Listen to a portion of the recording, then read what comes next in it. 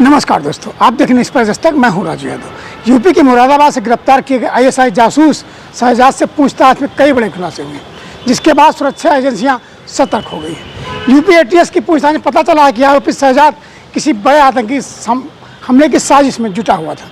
इसकी भनक उत्तर प्रदेश सरकार को लगते ही निगरानी शुरू हो गई, जिसके बाद उसे गिरफ्तार किया गया। शहजाद ने आईएसआई से अपने संबंधों की बात कबूल कर ली। उसने रामपुर के कई लड़कों को पाकिस्तान का वीज़ा भी उपलब्ध कराने में बहुत सारी मदद की है। खुफिया एजेंसी को शहजाद की गतिविधियों की जानकारी मिली थी, जिसके बाद उस पर नज़र रखी गई और फिर उसे पकड़ा गया। शहजाद ने रामपुर के कई युवकों को पाकिस्तान भेजा और उनके लिए वीज़ा भी दिलवाया। शहजाद दिल्ली में पाकिस्तानी हाई कमीशन में काम करने वाले दानिश के साथ भी संपर्क में था, जो आईएसआई एजेंट्स के कहने पर वीज़ा दिलाने में मदद करता था। शहजाद का आईएसआई एजेंट से संपर्क तस्करी के दौरान हुआ था और वह टेलीग्राम पर बात करते थे। खुफिया एजेंसियों को शक है कि शहजाद आईएसआई से मिले पैसों का इस्तेमाल भारत में जासूसी और आतंकी गतिविधियों के लिए कर रहा था। वो आईएसआई के कहने पर भारत में मौजूदा उसके एजेंटों को पैसा भी मुहैया कराता था। शहजाद ने भारत के खिलाफ जासूसी करने के लिए पाकिस्तानी खुफिया एजेंसी आईएसआई एजेंटों को भारत के सिम उपलब्ध कराए। शहजाद ने बताया कि वो आईएसआई के इशारे पर कॉस्मेटिक और आर्टिफिशियल ज्वेलरी की तस्करी करने लगा।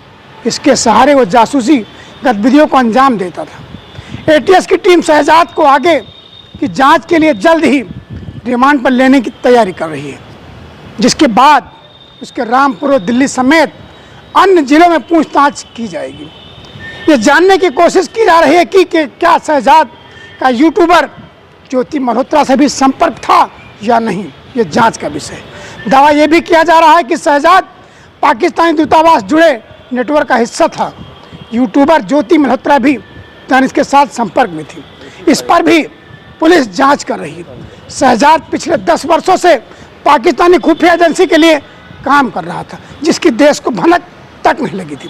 पिछले कुछ सालों में शहजाद ने धर्म और दीन की बातें करके रामपुर, मुरादाबाद, संभल आसपास के जिलों के युवकों को बरगलाया भी। उन्हें आईएसआई से कमिट किया। कारोबार की आड़ में उसने इन लोगों को पाकिस्तानी भिजवाया। शहजाद के कहने पर पाकिस्तानी वीज़ा आदि की व्यवस्था भी पाकिस्तानी खुफिया एजेंट्स किया करते थे।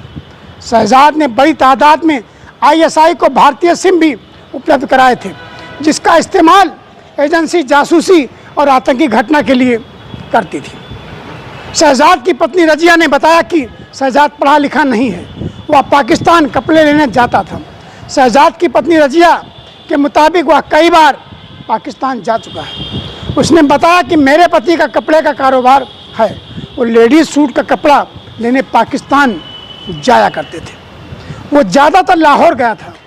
बताया जा रहा है कि शहजाद साल में 2-3 बार पाकिस्तान जाता था।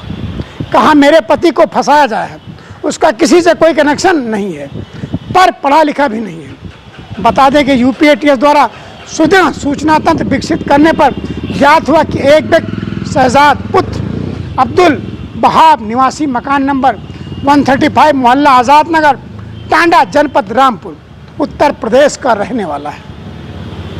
विगत कई वर्षों से पाकिस्तान जाता आता रहा है और चोरी छिपे हुआ भारत व पाकिस्तान के बीच कॉस्मेटिक, कपड़े, मसाले व अन्य सामान अवैध रूप से सीमा पार लेकर आता जाता रहा है और इसकी आड़ में पाकिस्तानी खुफिया एजेंसी आईएसआई के लिए काम करता रहा है।